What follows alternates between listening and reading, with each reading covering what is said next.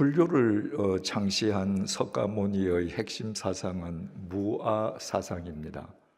없설무, 나아.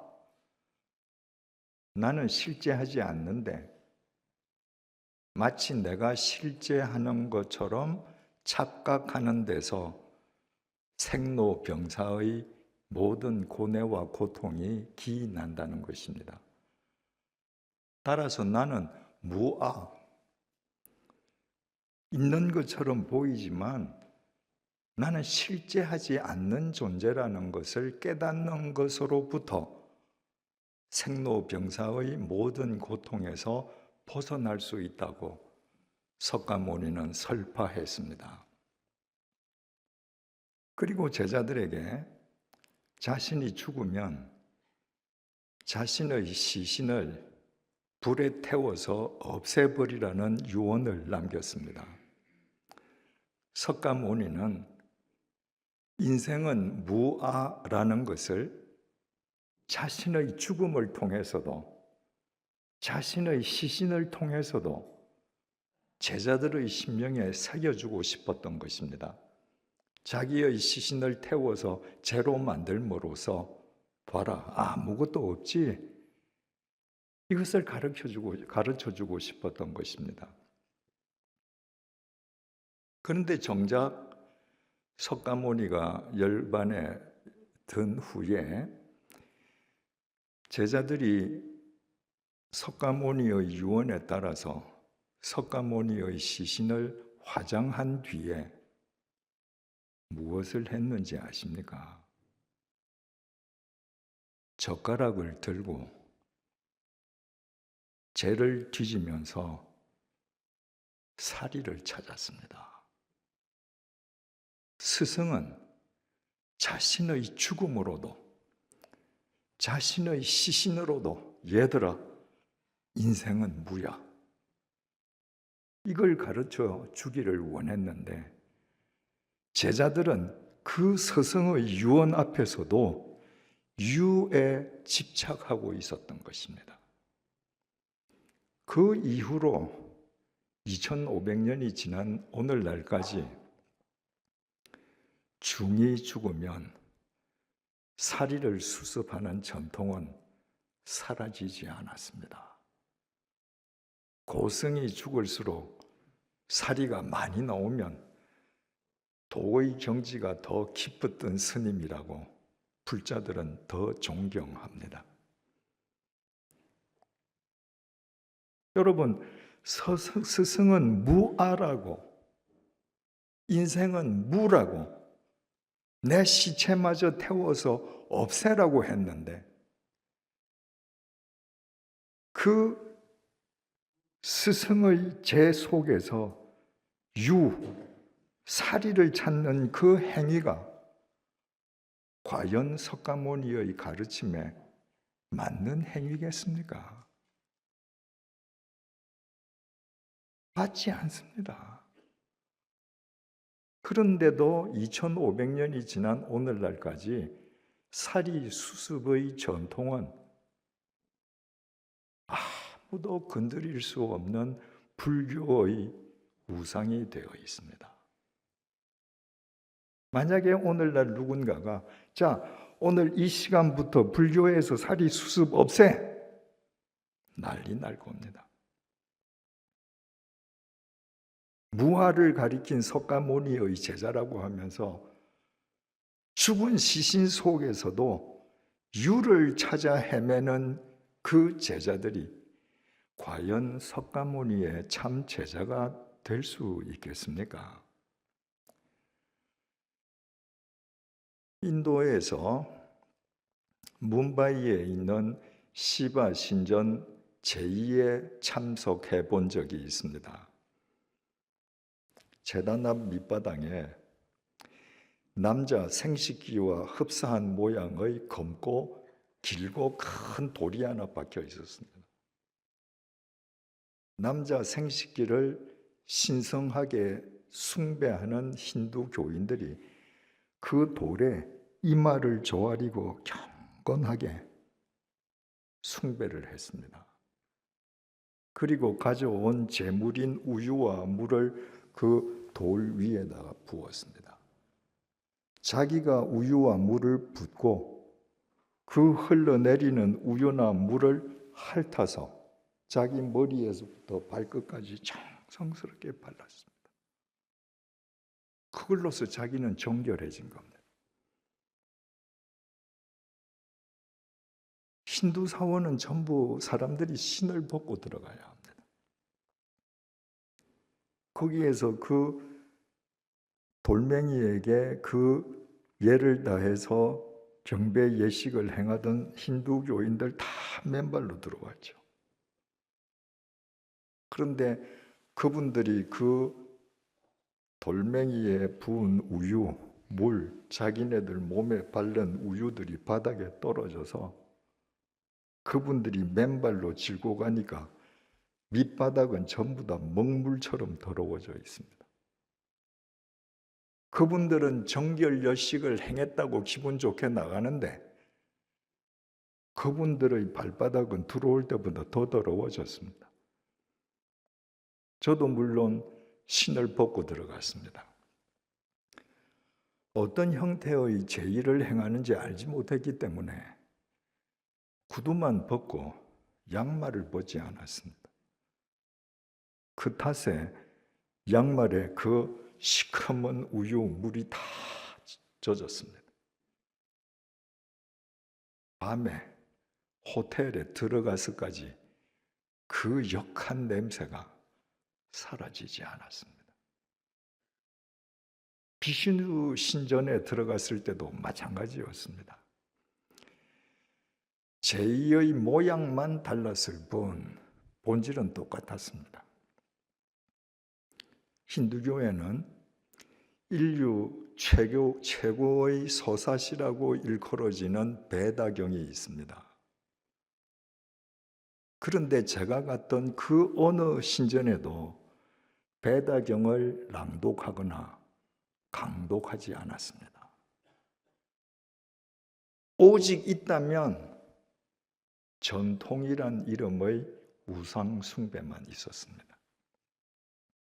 여러분, 성경에도 이런 예가 있습니다. 이집트에서 400년 동안 노예살이하던 이스라엘 백성들은 오직 하나님의 은혜로 출애굽했습니다. 그들은 그들을 이끄는 모세를 통해서 하나님께서 베풀어 주시는 대역사를 그들의 눈으로 날마다 목격했습니다. 그들은 폭 32km의 홍해, 여러분 폭이 32km라면 그 거리가 얼마나 되는지 아십니까? 한남동에서 고속도로로 수원까지입니다. 그 넓은 폭의 홍해가 갈라지는 것을 자기들 눈으로 봤습니다. 아무것도 없는 광야에서 날마다 하나님이 내려주시는 만나를 먹고 날마다 살았습니다. 반석에서 강물이 터지게 해서 물을 마시게 해주시는 것을 경험했습니다. 그러면 믿음이 얼마나 좋아야 하겠습니까? 그러나 그런 것을 다 목격하고도 그들은 조금만 마음에 들지 않는 환경이 전개되면 하나님을 원망했습니다. 에집트에는 공동묘지가 없소? 우리를 이 광야에서 죽이려고 우리를 끌고 나왔소? 차라리 우리 에집트 가게 해주시오. 출애굽 38년째 되던 해였습니다. 그때는 이미 약속의 땅, 가나안 땅 언저리 목전에 다 있었을 때였습니다. 그런데 그때부터의 여정, 행로가 가나안 땅으로 직진하는 것이 아니라 에돔 땅으로 둘러서 우회하는 먼 길로 간다는 것 때문에 이스라엘 백성들이 또 불평하고 하나님을 원망했습니다. 38년이 지났는데도 변치 않는 겁니다. 그 패역한 하나님, 인간을 하나님께서 사막에 있는 불뱀들을 모아서 그들을 물게 했습니다. 여러분, 왜 불뱀인가? 그 뱀의 독이 얼마나 독한지 물리면 온몸이 불타는 것처럼 고통스럽기 때문에 불뱀입니다. 언제든지 언제나 그랬듯이 불뱀에 물려서 죽게 되었을 때 그들은 또 하나님을 불렀습니다. 하나님 살려주십시오. 하나님께서는 모세에게, 모세야, 놋으로 뱀을 만들어라. 그리고 그 놋뱀을 장대 위에 높이 매달아라. 누구든지 지금 불뱀에 물려서 아무리 상황이 악화되어 있다 할지라도 그 불뱀을 쳐다보는 사람들은 다 나을 거야. 여러분, 불뱀은 사막, 광야, 땅 위에 기는 곤충 아닙니까? 불뱀이 기는 땅만 보고 살면 홍해가 갈라지는 것을 보고도 원망투성입니다. 하나님께서 왜 놋뱀을 만들어서 장대 위에 달라고 하셨는가? 왜 장대 위에 있는 놋뱀을 올려다 봐야 치유가 된다고 말씀하셨는가? 땅에 있는 불뱀에 물려서 죽게 된 사람이 장대 위에 놋뱀을 보려면 고개를 들어서 하늘로 향해야 합니다. 하늘로 향하면 하나님이 보입니다. 땅에 있는 불뱀만 보면 모든 것이 원망거리고 나는 지금 죽을 수밖에 없는 상황인데, 고개를 들어 하나님을 바라보면 불뱀도 생명 없는 놋뱀에 지나지 않는 거예요. 그 믿음을 회복한 사람은 다 살았습니다. 이를테면 하나님께서는 땅만 보고 살아가는 그 패역한 이스라엘 백성들의 영안을 열어주시기 위해서 일회용 도구로 사용하신 것이 놋뱀이었던 것입니다. 그건 단 일회성, 유효성으로 끝난 겁니다. 그런데 이스라엘 백성들이요, 그걸 안 버렸습니다. 그걸 들고 가나안 땅으로 들어갔습니다. 자기네들이 고개를 들어서 그걸 봤을 때 불뱀에 물렸던 독이 다 해독됐거든요. 그 놋뱀 자체가 신성한 성물이 됐습니다. 사람들이 그 놋뱀 앞에 분향하고 숭배했습니다. 몇 년 동안? 700년 동안. 누가 그 놋뱀을 없애버렸는가? 히스기야 왕이 그 놋뱀을 파쇄했습니다. 그리고 그 깨어진 놋 조각을 이스라엘 백성들에게 보여주면서 자, 똑바로 봐. 이건 느후사단이야. 이건 놋 조각에 불과한 거야. 그리고 버렸습니다. 여러분, 700년 동안에 이스라엘을 거쳐간 제사장이 얼마나 많았겠습니까? 율법사들이 얼마나 많았겠습니까? 서기관들이 얼마나 많았겠습니까? 그런데 그 생명 없는 무생물 놋뱀을 700년 동안 경배하는 것을 아무도 제지하지 않았습니다. 왜? 그것이 전통이라는 이름의 우상으로 아무도 건드릴 수 없는 권위를 갖고 있었기 때문입니다.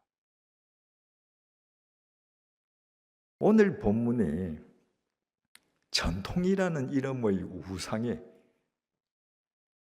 한번 권위를 바라기 시작하면 얼마나 막강한 권위를 인간에게 발휘하는지를 우리에게 잘 보여주고 있습니다.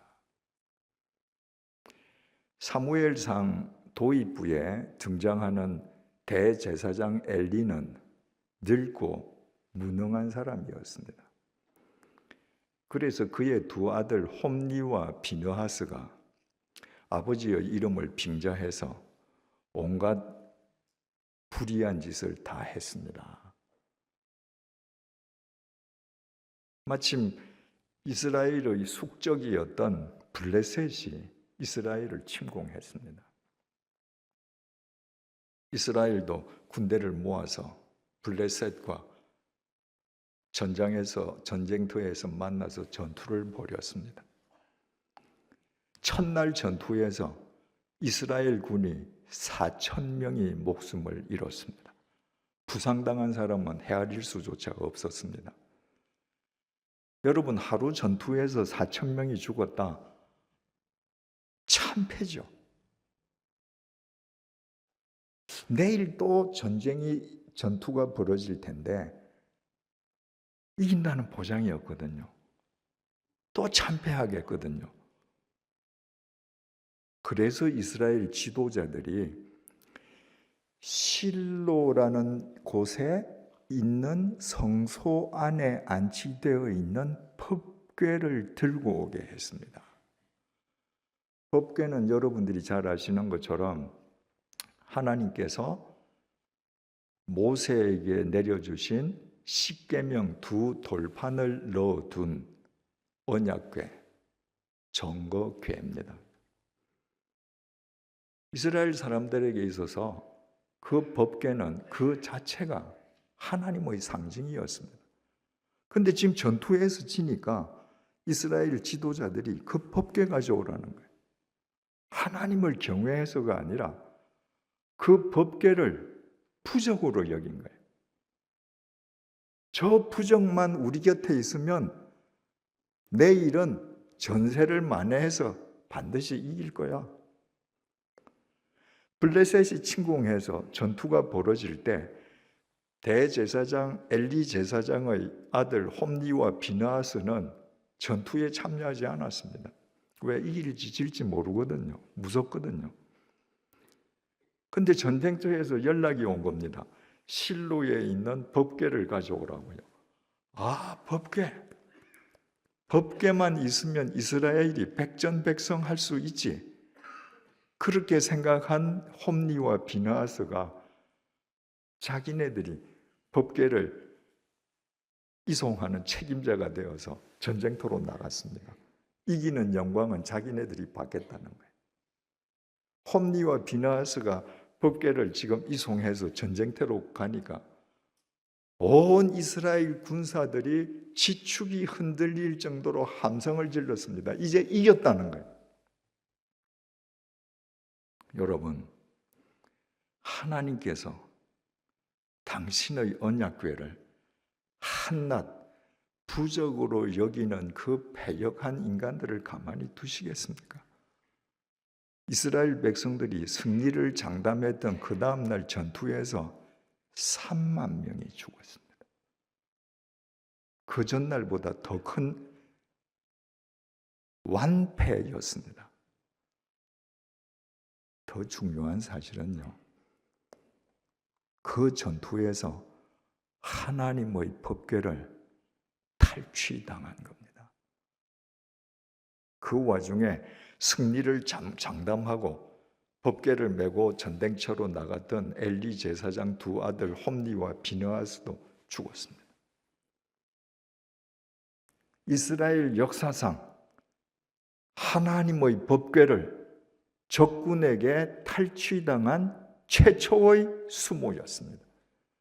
그것이 얼마나 충격적인 일이었는지 전령으로부터 그 소식을 전해들은 엘리 대제사장은 충격으로 뒤로 넘어져서 목이 부러져서 즉사했습니다.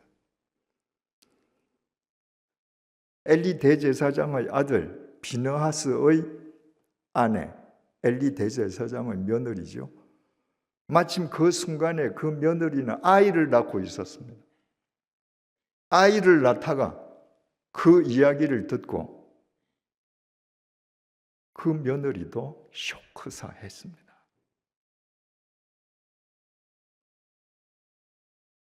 대성을 거두고 블레셋 군이 역사상 전례 없는 법궤라는 전리품을 얻고 되돌아갔습니다. 그들은 일생일대 최고 최대의 전리품인 법궤를 아스도스로 가서 그들이 경배하는 다곤신 신상을 모셔둔 신전에다가 가서 바로 신상 앞에 바쳤습니다. 다곤신이여, 당신에게 전리품으로 바칩니다. 여호와라고 하는 이름의 신의 법궤입니다. 이러고 바쳤습니다. 이튿날 아침에 아스도 사람들이 신전에 들어가 보고 깜짝 놀랐습니다. 다곤 신상이 법궤를 향해서 엎드려 넘어져 있는 거예요. 자빠져 있는 거예요. 우연이겠지. 누구든지 우연이라고 생각하지 않겠습니까? 다곤 신상을 바로 세웠습니다. 그 다음날 아침에 신상에 들어갔더니 이번에는 죄송합니다. 다곤 신상의 목 두 손이 잘려진 채 법궤 앞에 엎어져 있습니다. 그와 동시에 아스돗에 사는 사람들 몸에 독종이 퍼지기 시작했습니다. 이거 심상치 않네. 급히 법궤를 가드라는 곳으로 옮겼습니다. 가드 사람에게 독종이 또 퍼지기 시작합니다. 이거 봐, 한 번 더 옮겨보자. 에그론이라는 데로 옮겼습니다. 이번에는 에그론 사람들에게 또 독종이 퍼집니다. 블레셋 지도자들이 모여서 회의를 합니다. 야, 이거 정말 여호와라는 신이 살아서 지금 이런 일을 하나? 그렇다면 이거 우리 법궤를 돌려줘야 되지 않나? 안 그러고는 계속 이 재앙이 계속되지 않겠어? 그러나 우리가 얻은 이 일생일대 최고 최대의 전리품을 그냥 돌려줄 수는 없잖아. 이게 정말 여호와 신이라는 분이 하는 일이라는 것을 우리가 누구도 의심할 수 없이 확인할 수 있는 방법으로 보내자. 그래서 그들이 고안해낸 방법이 새 수레를 만드는 겁니다. 여러분, 3000년 전 수레를 만드는 기술은 지금과 다릅니다. 수레에 베어링이 들어가지 않습니다. 윤활유를 치지 않습니다. 그 나무로 수레를 만드는 거니까 새 수레는 길이 날 때까지 끄는데 훨씬 많은 힘이 듭니다. 수레를 많이 끌어본 짐승도 새 수레는 끌기 싫어하는 거예요. 새 수레를 만들고 그 다음에 한 번도 멍에 매어 보지 않은 젖나는 암소. 지금 새끼가 있어요. 여러분, 짐승들의 새끼 보호 이 모성 본능은 무섭지 않습니까? 근데 지금 새끼를 갓 태어나게 해서 젖이 줄줄줄 흐르는 암소를 데려다가 한 번도 멍에를 메어보지 않았는데 멍에를 매게 하자. 한 마리가 아니라 두 마리.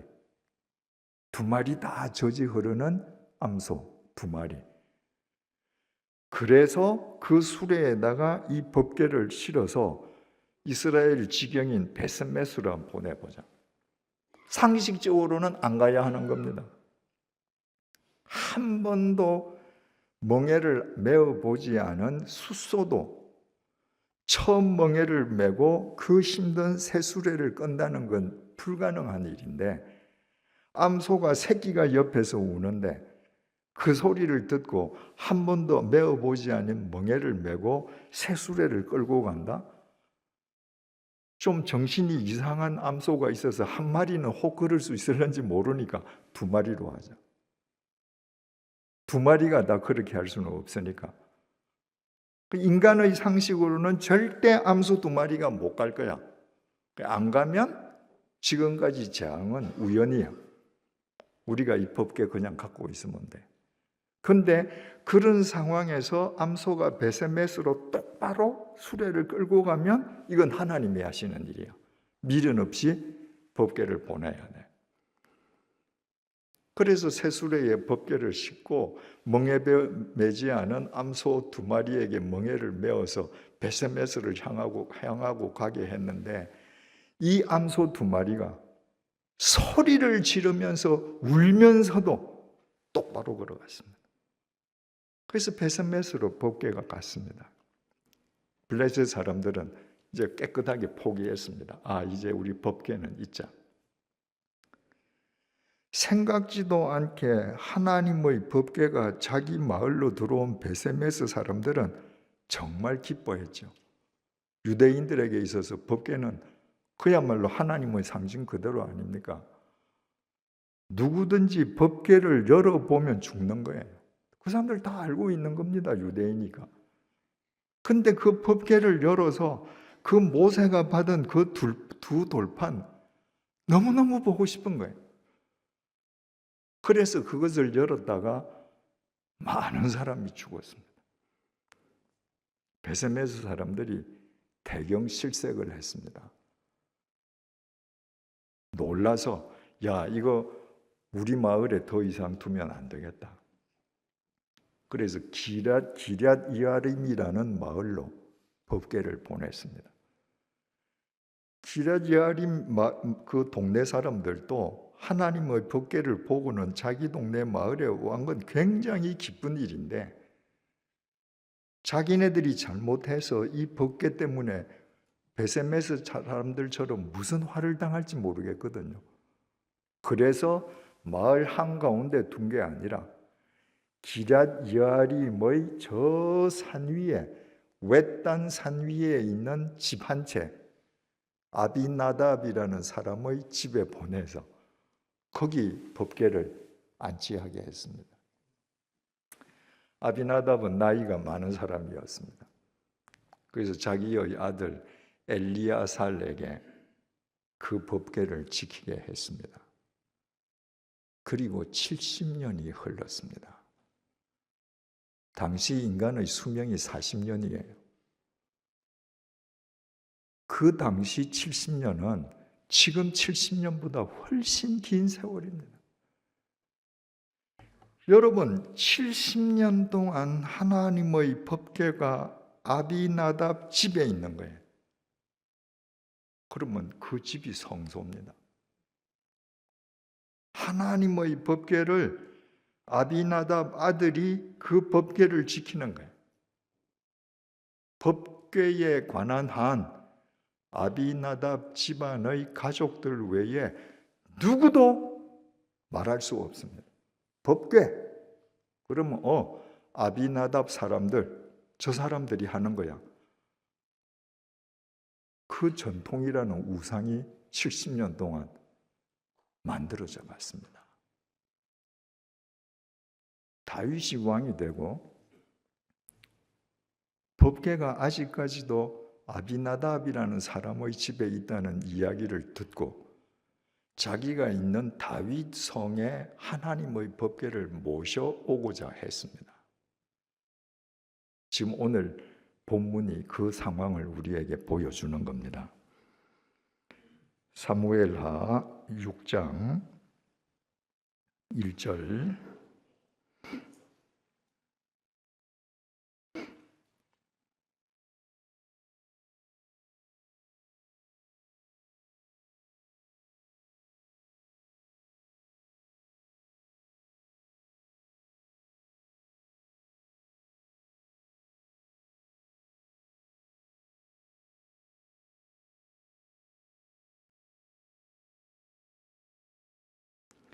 1절입니다. 다윗이 이스라엘에서 뽑은 무리 3만 명을 다시 모으고, 다윗이 말입니다. 하나님의 법궤를 다윗 성으로 모셔오기 위한 오직 그 목적으로 3만 명을 다시 조직했습니다. 하나님의 법궤에 대해서 다윗의 마음이 얼마나 지성적이었는지를 알 수 있습니다. 2절을 보십시다. 다윗이 일어나 자기와 함께 있는 모든 사람과 더불어 바알레 유다로 가서 이 바알레 유다는 기랏 여아림의 옛 이름입니다. 그러니까 기랏 여아림과 같은 동네죠.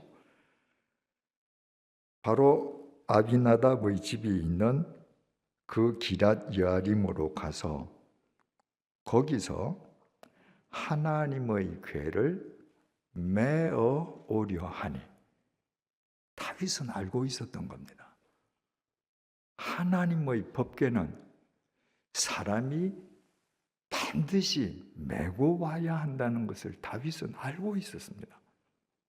그래서 다윗은 그 하나님의 법궤를 메어 오려고 했습니다. 민수기 4장 18절 말씀입니다. 진영을 떠날 때에 아론과 그의 아들들이 성소와 성소의 모든 기구 덮는 일을 마치거든 고핫 자손들이 와서 맬 것이니라. 그러나 성물은 만지지 말라. 그들이 죽으리라. 회막 물건 중에서 이것들은 고핫 자손이 맬 것이며. 그러니까 이 법궤를 매는 것과 관련해서 하나님께서 두 가지 명령을 내리셨는데, 법궤를 덮개를 덮고 나면 반드시 사람이 매는데 고핫 자손이 메어야 한다. 그리고 그 하나님의 법궤를 누구든지 임의로 만지면 그 사람은 죽는다. 하나님께서 이렇게 공지하셨습니다. 그러니까 다윗은 그걸 알고 법궤를 메어 오려 갔으니까, 바울이 법궤를 모셔오려고 모은 3만 명 중에 반드시 고핫 자손이 있었겠죠. 법궤를 메어야 할 고핫 자손 따로 모았을 것이고, 또 거기에서 제사를 드릴 때에 필요한 제사장들, 무슨 율법사들 다 그렇게 해서 지금 3만 명을 모으고 간 겁니다. 2절 다시 볼게요. 다윗이 일어나 자기와 함께 있는 모든 사람과 더불어 바알레 유다로 가서 거기서 하나님의 궤를 메어 오려 하니, 그 궤는 그룹들 사이에 좌정하신 만군의 여호와의 이름으로 불리는 것이라. 그 궤는 그냥 나무 궤짝이 아니고 천사들 사이에 좌정하고 계시는 하나님의 이름으로 불리는 하나님의 법궤다. 그래서 메어 오려고 다 준비를 하고 갔습니다. 만반의 준비를 하고 갔습니다. 3절입니다.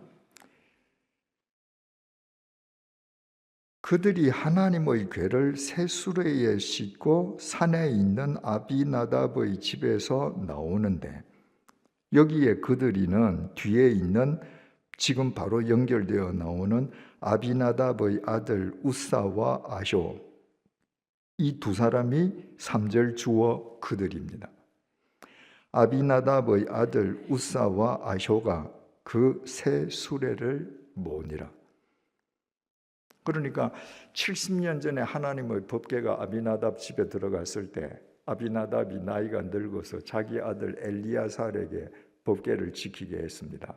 70년이 지났으니까 엘리야살도 죽었겠죠. 그러니까 이제는 엘리야살의 아들 아비나답의 손자 우사와 아효가 법궤를 책임지고 있는 거예요. 히브리 말로 아들을 가리키는 명사 베는 아들을 뜻하기도 하고 손자를 뜻하기도 합니다. 지금 다윗은 하나님의 법궤를 하나님의 명령에 따라서 메어 오기 위해서 3만 명이나 되는 사람을 데리고 만반의 준비를 하고 갔는데, 아비나답의 집에서 우사와 아효, 우사가 형이고 아효가 동생입니다. 그동안에 법궤를 지키고 있던 그 형제가 하나님의 법궤를 새 수레에 싣고 나오는 겁니다. 블레셋 사람들은 몰라서 새 수레에 실었고, 만약에 안다 할지라도 이게 정말 하나님이 내린 재앙인지를 확인하기 위해서 사람이 상상할 수 없는 방법을 취한 것이 세수레에 싣고 가는 거 아니었습니까? 우사와 아효는 유대인입니다. 하나님의 법을 알고 있습니다. 근데 이들이 하나님의 궤를 자기들 딴에는 정성 들인다고 헌수레가 아니라 새수레를 만들어서 그 새수레 위에 하나님의 궤를 떡 싣고 집에서 나오는 거예요. 지금 그 자리에는 왕이 있습니다. 다윗 왕이. 다윗 왕은 그 궤를 메어 오게 하려고 사람들을 다 데리고 갔습니다. 그런데 우사와 아효가 하나님의 법궤를 마치 물건짝처럼 수레에 실어서 소들이 몰고 나오게 하는 걸 보고는 전부 다 벙어리처럼 가만히 보고 있었습니다. 왜? 법궤에 관한 한 아비나답 집안 가문 사람이 지킨다는 전통이라는 우상이 공고하게 세워져 있었던 것입니다. 그 우상의 전통 앞에 왕도 입도 벙긋 못했습니다. 야, 너 왜 그러니? 그거 어깨에 메어야 돼. 그래서 내 지금 고아 자손들 다 같이 왔잖아. 빨리 내려. 아무도 말 못했습니다. 당당하게 새수레에 싣고 나오는 그 위세에 압도당한 것입니다.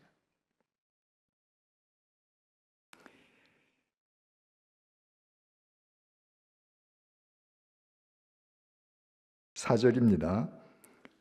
그들이 산에 있는 아비나답의 집에서 하나님의 궤를 싣고 나올 때에 아효는 궤 앞에서 가고, 지금 하나님의 법궤를 실은 새 수레가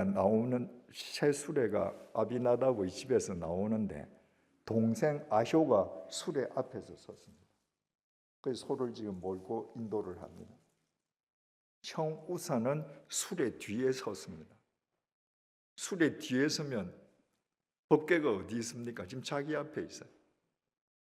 그러니까 동생은 앞에서 소를 몰고 가니까 등 뒤에 있는 법궤를 못 보고, 형은 지금 앞에 법궤를 놓고 지금 이렇게 당당하게 지금 나오는 거예요.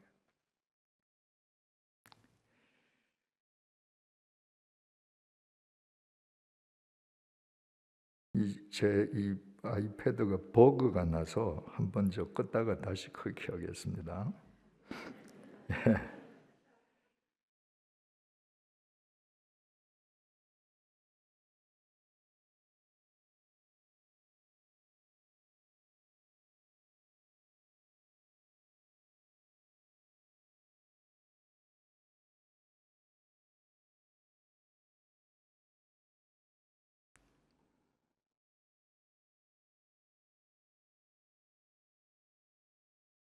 자, 됐습니다. 이제 5절을 보시겠습니다. 다윗과 이스라엘 온 족속은 잣나무로 만든 여러 가지 악기와 수금과 비파와 소고와 양금과 재금으로 여호와 앞에서 연주하더라. 참 기가 막힌 일 아닙니까?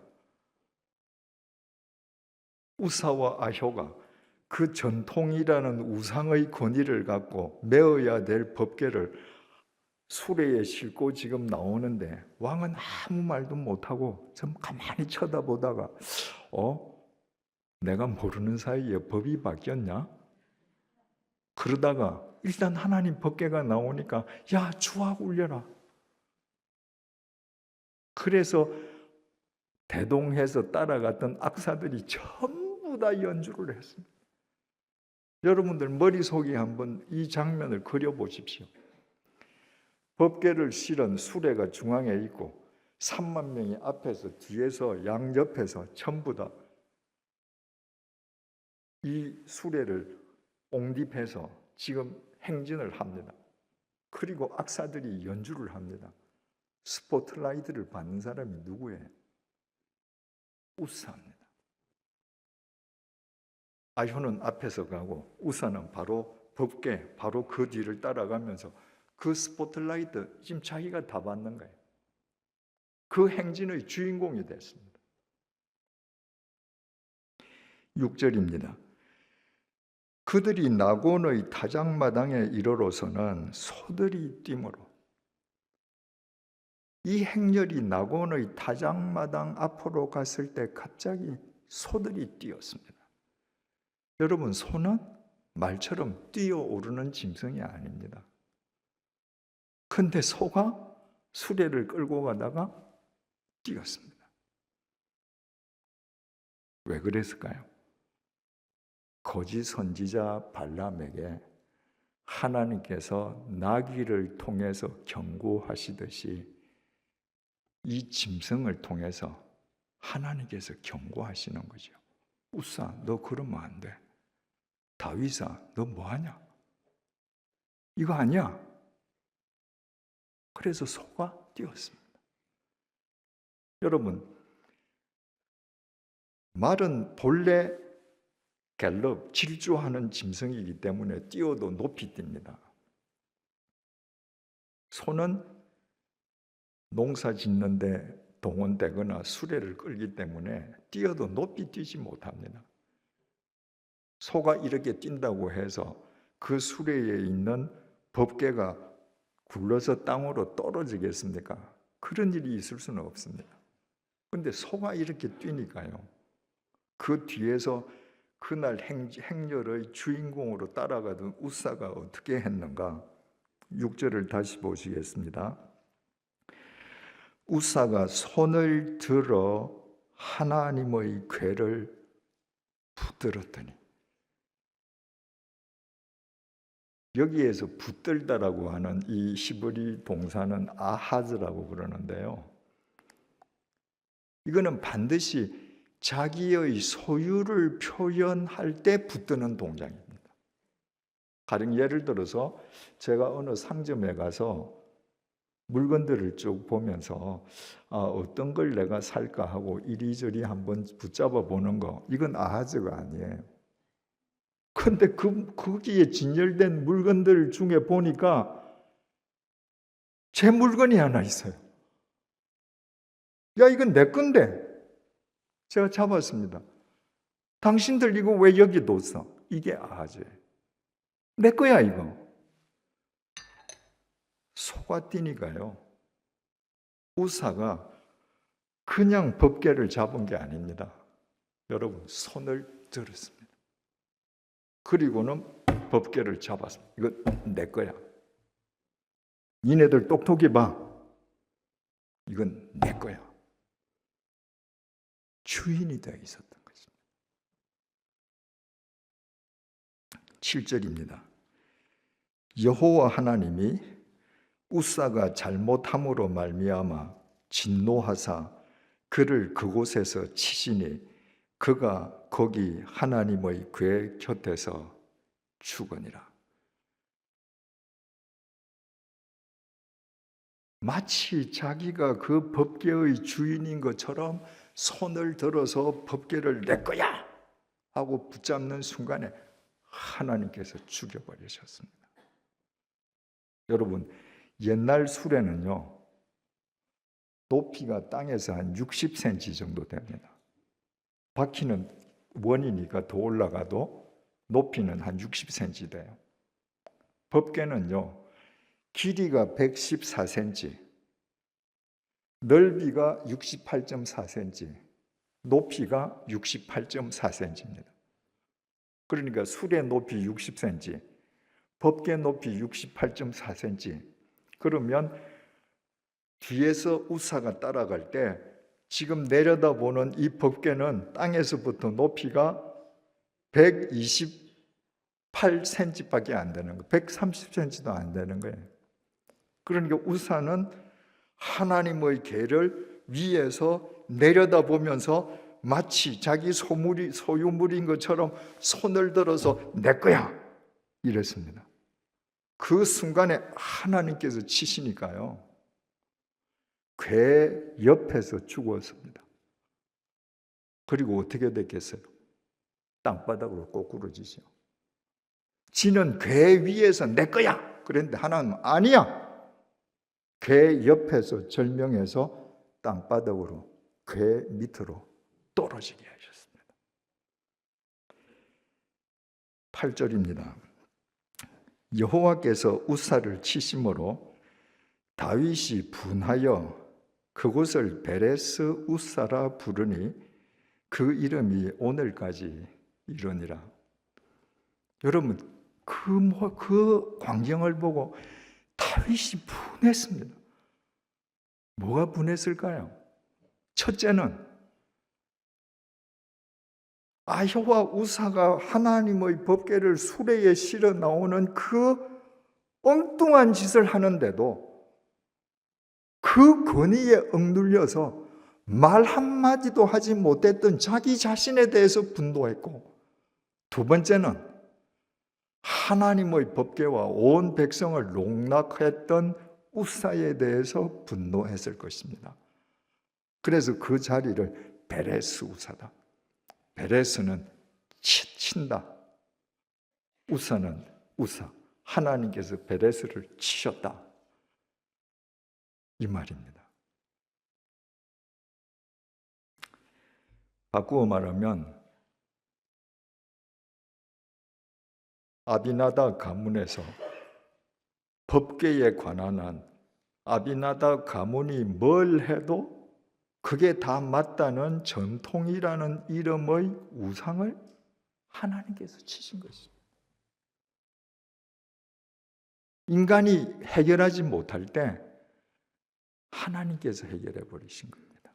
그 전통이라는 이름의 우상이 몇 년 만에 생겼느냐? 70년 만에 생긴 겁니다.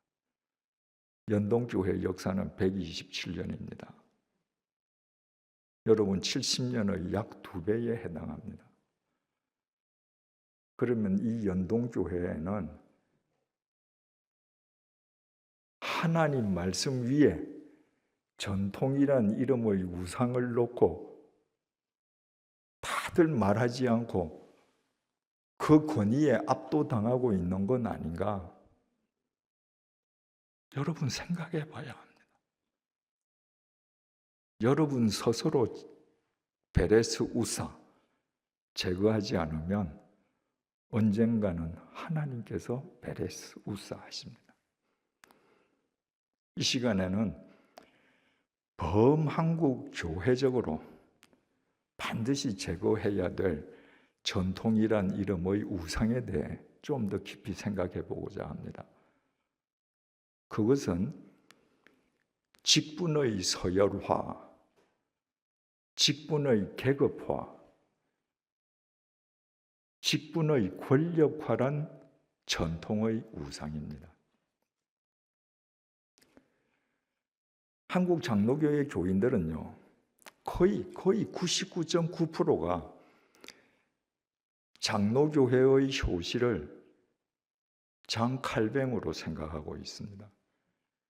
16세기 스위스 제네바에서 개혁운동을 했던 장 칼뱅이 장로교회를 세웠다고 생각합니다. 장 칼뱅은 장로교회를 세운 적이 없습니다.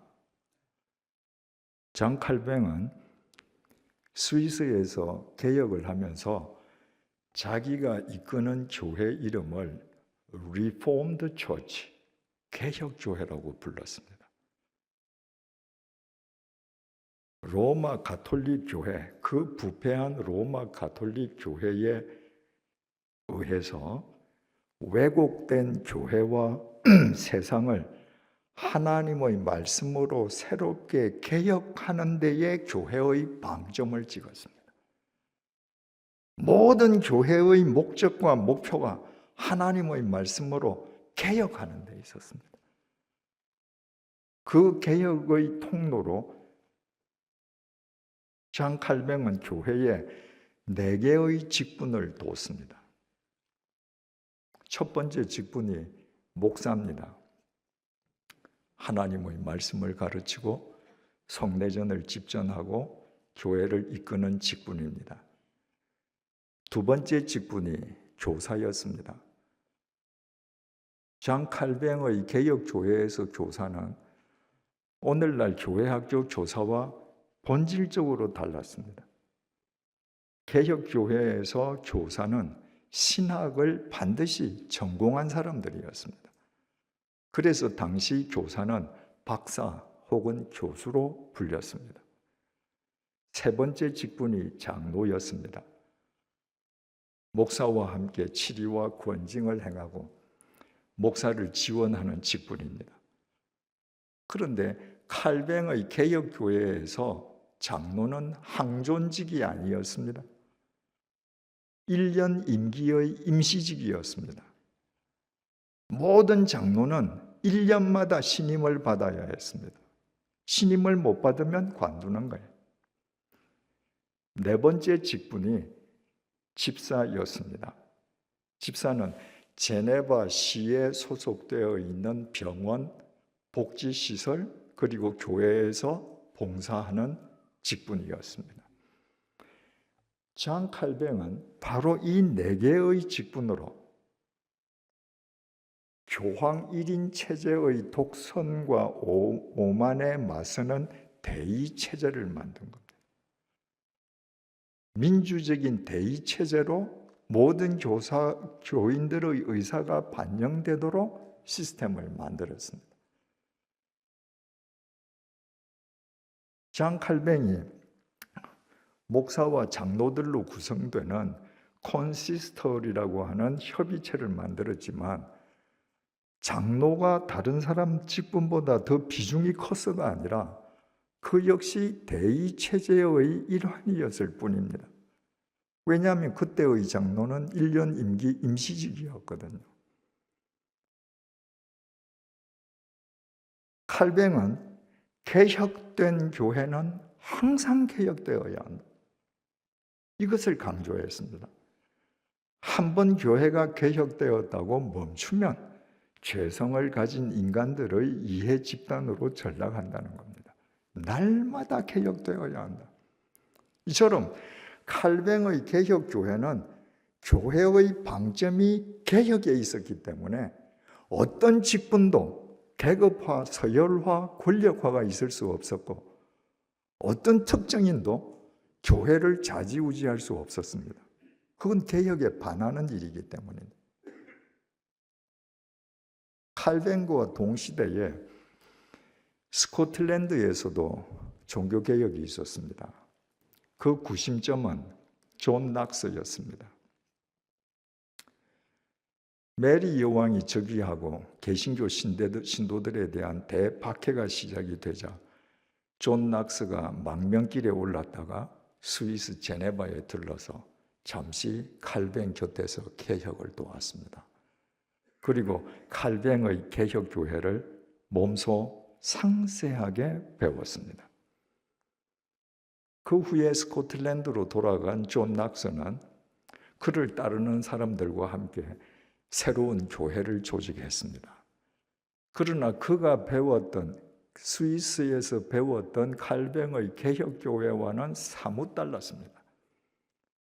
칼뱅의 개혁교회는 목사, 교사, 장로, 집사 네 직분이 있었는데 칼뱅은 이 네 직분 가운데에서 교사를 빼버렸습니다. 목사, 장로, 집사 세 직분만 뒀습니다. 목사도 장로거든요. 장로들 중에서 가르치는 장로가 목사예요. 그러니까 가르치는 장로, 목사, 장로, 집사 실은 두 개의 직분밖에 없는 것이죠. 그리고 그 교회의 이름을 프레스비테리언 처치, 장로교회라 했습니다. 장로교회란 이름은 결코 칼뱅이 만든 게 아닙니다. 존 낙스가 장로교회라고 명명했습니다. 그리고 이 존 낙스의 장로교회가 대서양을 건너서 미국으로 건너갔고 그 장로교회가 태평양을 건너서 한국으로 진출했습니다. 그러니까 장로교회의 효시는 장 칼뱅이 아니고 존 낙스입니다. 그런데 칼뱅의 개혁교회는 교회의 방점을 개혁에 두었기 때문에 무엇을 해도 교회가 부패되기 어려웠지만 존 낙서의 장로교회는 처음부터 방점을 장로에 줬습니다. 교회의 가장 큰 비중을 장로에 뒀습니다.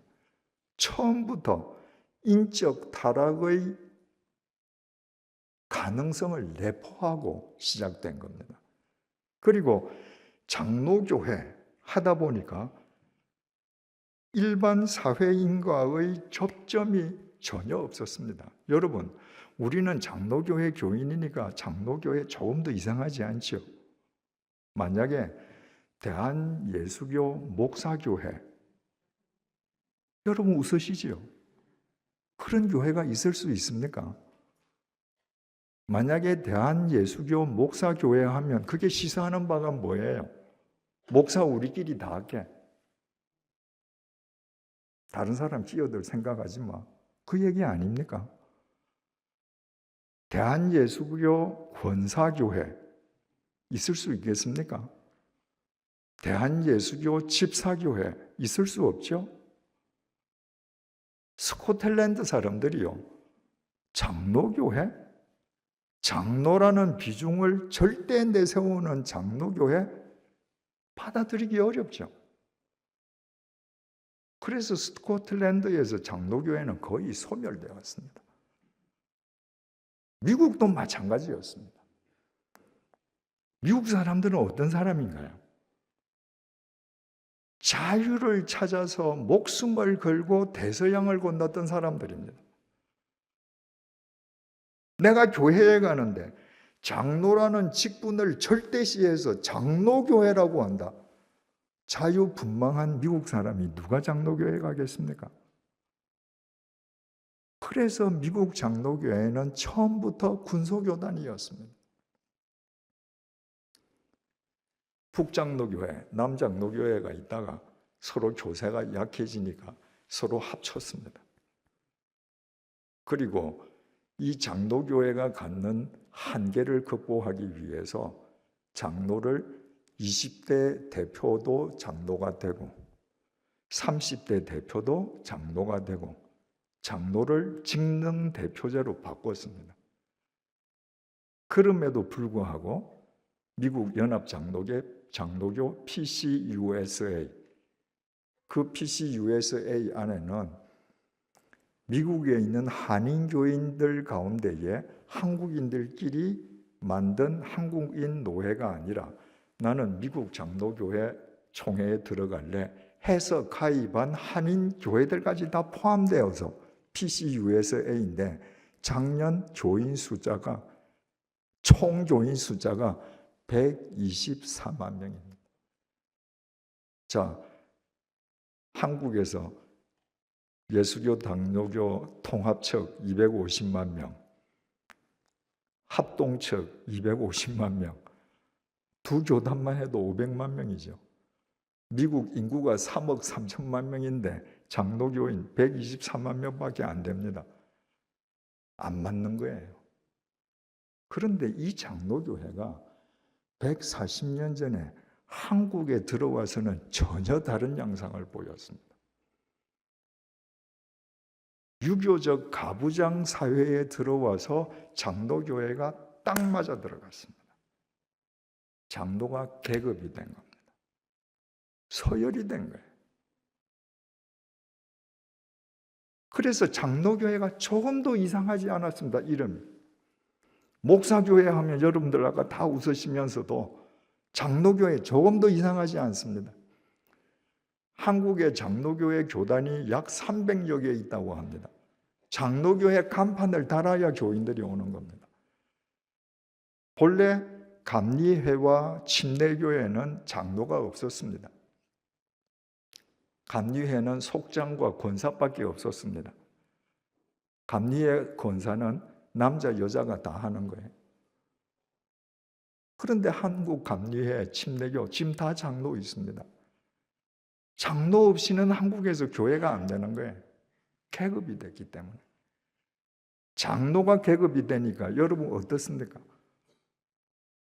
서리 집사 위에 안수 집사 있고 권사 있고 장로 있고 계급이죠.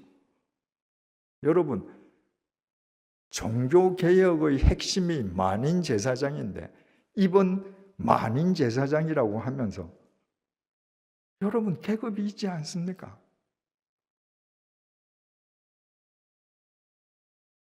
장로 중에서 가리키는 장로가 목사예요. 권진과 치리하는 장로, 누가 헤게모니를 장악할 것인가? 교회마다 분쟁이 있지 않습니까? 장로들 사이에 다툼이 있지 않습니까? 왜? 계급이고 서열이고 권력이라서 그렇습니다. 장로가 계급이다 보니까 지금 통합측에서는 여자에게도 장로를 다 장로직을 주지만 그 주기 전에 남자에게 장로라는 최고의 계급이 있는데 여자에게도 최고의 계급이 필요하단 말이죠. 그래서 세계에서 유일하게 한국 교회만 있는 여자 권사직이 생겼습니다. 아까 말씀드린 감리교 권사하고 다른 거예요. 이건 여자만 하는 최고 계급인 거예요. 여러분, 왜 장로 안수집사 투표를 하는데 은연중에 혹은 공개적으로 왜 선거운동 합니까? 선거운동에서 뽑히는 장로 안수집사가 정말 예수가 말하는 종이 될 수 있습니까? 그런데도 선거운동합니다. 왜? 계급이니까요. 권력이니까요. 교회 직분이 계급이고 권력이기 때문에 아무에게나 이거 줄 수 없습니다. 지분이 있는 사람에게만 이 직분을 줘야 돼요. 그래서 연동교회는 모르겠습니다만은 교회 중에는 당회에서 장로 후보를 아예 내는 교회들이 있죠. 첫 번째 조건이 뭡니까? 11조 내는가? 내 장로 되고 싶으면 봉투에 이름 써야 되는 거예요. 하나님한테 바치는 거 아니에요. 당회원들 보라고. 나 이렇게 11조 내요. 나중에 장로 후보 세울 때 나도 뽑아줘요. 여러분, 이것이 과연 교회인가? 직분의 계급화, 서열화, 권력화란 이 전통이라는 이름의 우상이 한국 교회를 압도하고 있는데 다윗 왕이 우사와 아효가 수레에 법궤를 싣고 나오는 것을 보고 꿀먹은 벙어리처럼 가만히 쳐다만 보았던 것처럼 아무도 말하지 않습니다. 문제라고 생각하면서 이 문제를 고칠 생각을 하지 않습니다. 이 전통이라는 우상의 권위가 너무 막강하거든요. 단언합니다. 직분이 계급이 된 교회, 직분이 서열화되고 권력이 된 교회는 절대로 성경이 말하는 주님의 교회가 아닙니다. 주님께서 공생애를 마치시고 이제 예루살렘에 올라가셔서 십자가에 못 박혀 돌아가시려고 지금 예루살렘으로 올라가십니다. 주님께서 제자들에게 3번이나 내가 예루살렘에 올라가면 대제사장들과 장로들과 서기관들에게 내가 모독당하고 십자가에 못 박혀 죽을 거야. 당신의 죽음을 3번 예고하셨습니다. 제자들은 귀담아 듣지 않았습니다. 예수님께서 그동안 보여주셨던 그 신통한 능력, 그 능력이면 예수님께서 이제 수도 예루살렘으로 올라가셔서 로마 제국을 물리치고 집권하신다고들 굳게 믿었습니다. 그래서 예수님께서 예루살렘에 십자가에 못 박혀 돌아가시려고 올라가는데 그 길 위에서 요한과 야고보 형제가 예수님께 은밀하게 나와서 청탁을 했습니다. 예수님, 예루살렘에 가면 우리 두 형제 예수님 오른편에 왼편에 앉게 해주세요. 집권하시면 중직을 달라는 겁니다. 나중에 다른 제자들이 그 두 사람이 예수님에게 청탁했다는 이야기를 들었습니다. 화가 났습니다. 누가복음 22장 14절을 보면 그들이 길에서 예수님은 지금 십자가에 못 박히시려고 지금 예루살렘으로 올라가는데 그 옆에서 제자들은 네가 더 높아? 내가 더 높지. 네가 더 커? 내가 더 크지. 계급싸움, 서열싸움, 권력싸움 했습니다. 그때 주님께서 하신 말씀이 마가복음에 기록되어 있습니다. 마가복음 10장 42절에서 45절인데 들어보십시오. 42절 예수께서 불러다가 이러시되 누구를 불렀습니까? 지금 서로 누가 높냐? 누가 더 크냐? 예수님 집권하시면 누가 더 높은 자리 올라가야 되냐? 그 다툼하는 제자들을 얘들아 이리 좀 오거라 부르셨습니다.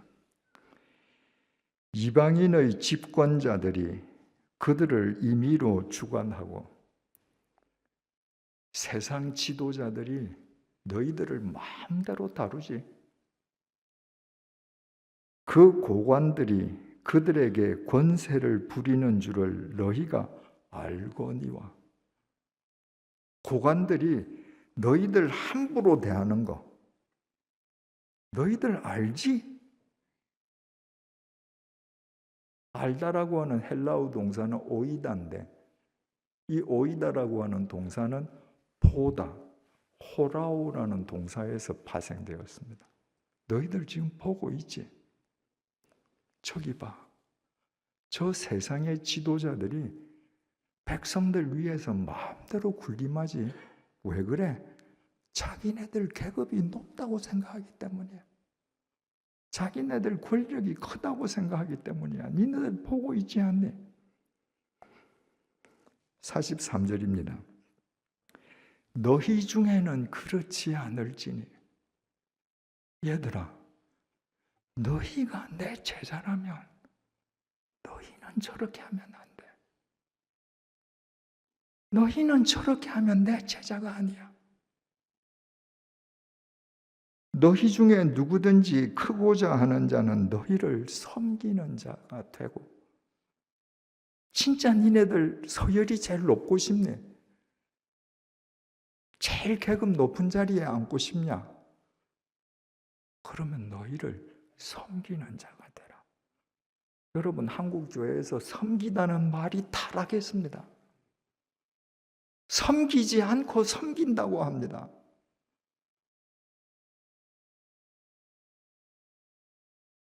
주님께서 섬기는 자가 되라라고 하는 말씀은 디아코노스, 하인이 되라, 일꾼이 되라는 거예요. 우리는 지나가다가 뭐 커피 한 잔 사주고도 저분 섬겼다. 아닙니다. 그분 하인이 되라는 거예요. 일꾼이 되라는 거예요.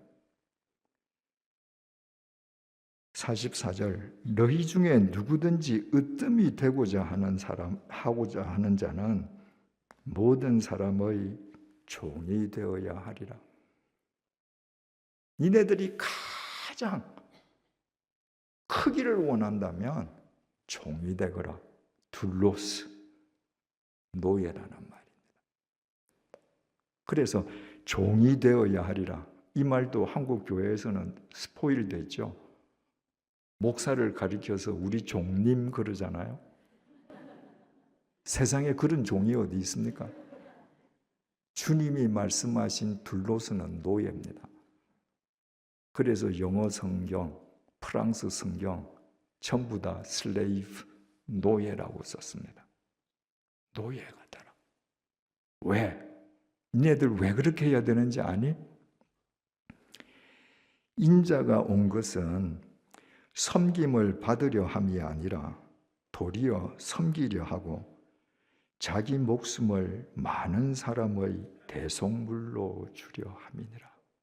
얘들아, 내가 하나님의 아들이지만 나는 섬김을 받으러 오지 않았어. 많은 사람들의 대속물로 내가 왔어. 대속물이라고 하는 것은 리트론, 속전이라는 겁니다. 여러분, 예전에는 노예 시장이 있어서 노예를 돈 받고 팔지 않았습니까? 근데 어떤 사람이 지나가다가 보니까 노예가 한 명 있는데 정말 출중하게 생겼습니다. 내가 저 노예를 잘 보살펴주면 좋은 인물이 될 것 같아요. 그러면 노예상에게 이 노예값 얼마야? 그럼 뭐 얼마입니다. 그러면 내가 줄게. 돈을 주면 이 노예는 free, 자유합니다. 그럼 내가 가서 공부시켜줘요. 이런 일은 있었습니다. 그런데 여러분, 정말 볼품도 없고 온갖 나쁜 짓 다 한 노예가 지금 노예 시장에 서 있는데 노예 상인한테 여보게, 내가 제 대신해서 내가 평생 노예로 살게. 쟤 풀어줘라. 이런 사람이 있을 수 있을까요? 그분이 예수님이십니다. 그분이 우리가 죽어야 될 십자가에서 제물로 그분이 대신 죽으셨습니다. 그리고 네가 살라는 거예요. 얘들아, 내가 온 건 이것 때문에 왔어. 니네들이 내 제자들이라면 니네들 이렇게 계급 다툼하면 안 돼. 서열 다툼하면 안 돼. 서로 하인이 되거라. 서로 일꾼이 되어줘. 서로에게 노예가 되어줘라. 여러분, 지금 주님의 이 말씀에 비하면 권력화되고 서열화된 한국 교회 직분제가 바른 교회가 맞습니까? 요한복음 15장 포도나무 비유는 흔히 교회론에 비유됩니다. 예수님께서 말씀하셨습니다. 내 아버지는 농부시야. 난 포도나무야. 너희는 가지야. 너희가 내 안에 붙어 있으면 많은 열매를 맺고 나한테서 떨어져 나가면 말라서 버리워져 불타 없어진다. 그렇지 않습니까? 교회가 주님에게 붙어 있어야 생명의 열매가 거두어지지 않겠습니까? 그런데 여러분, 주님께서 언급하신 포도나무를 포함해서 하나님께서 창조하신 모든 나무들은 공통점을 갖고 있습니다. 땅에서 나무 줄기가 올라오죠. 그 줄기에서 첫 번째 나무 가지가 나옵니다. 첫 번째 나온 나무 가지는 세월이 흘러갈수록 그 나무에서 가장 오래되고 가장 강한 가지가 되는 거예요. 두 번째 나무 가지가 나오죠. 첫 번째 나무 가지가 야, 너 어디? 넌 내 밑으로 들어가. 내가 너 위야. 세 번째 나무 가지, 넌 내 밑으로 내려가. 여러분, 처음 나온 가지들이 내가 더 크고 강하다고 높은 나무 윗자리를 차지하면요, 그 나무는 먼저 나온 가지들의 무게 때문에 꺾어집니다. 세상의 조직들이 오래 안 가지요. 왜 다 꺾어집니까? 윗자리들 차지하려고 그러는 거예요. 그래서 다 꺾어집니다. 나무를 보십시오. 제일 먼저 나온 가지가, 크고 강한 가지가 아무리 세월이 흘러가도 제일 밑자리입니다. 그 다음까지는 그 위에 나무에 항상 가장 늦게 나온 여린 가지가 제일 윗자리 좋은 자리에 있습니다. 예수님 말씀하고 똑같죠. 너희들이 정말 크고 강한 사람이 되기 원하냐? 하인이 되라. 나무는 그 말 지킵니다. 그래서 이 자연은 그렇게 아름답습니다. 강한 것들이, 큰 것들이 밑에서 디아코노스가 되는 겁니다. 내가 버텨줄게. 니네들 위에서 마음껏 놀아라. 태풍이 불어도 견디게 해주는 겁니다. 그게 교회입니다. 연동교회 역사 127년이 됐다고 했습니다. 한국 교회에 많은 좋은 영향을 미쳐왔습니다. 그럼에도 불구하고 한국 교회 직분제의 서열화, 계급화, 권력화라는 전통의 우상화가 이렇게 공고하게 자리 잡는데 연동교회도 일조하지 않았다고 말할 수 있습니까, 여러분? 여러분, 이대로 주님께서는 니네들이 크면 크고 강한 자일수록 크기를 원하면 하인이 되라고 하시는데 천부, 장로, 집사, 권사를 계급으로 알고 서로 높아지려고 하는 이런 교회를 앞으로도 10년, 20년 이어가시렵니까? 이제 이 우상 깨어야 되지 않겠습니까? 새로운 전통을 만들어 가야 되지 않겠습니까? 사랑하는 교우 여러분, 저는 올해 73살입니다. 제가 이 단위에서 여러분들과 만나서 이야기하는 것은 이번이 이제 마지막 아니겠습니까? 처음이자 마지막 아니겠습니까? 제가 사는 고창집 바로 앞집이 보살님 댁입니다.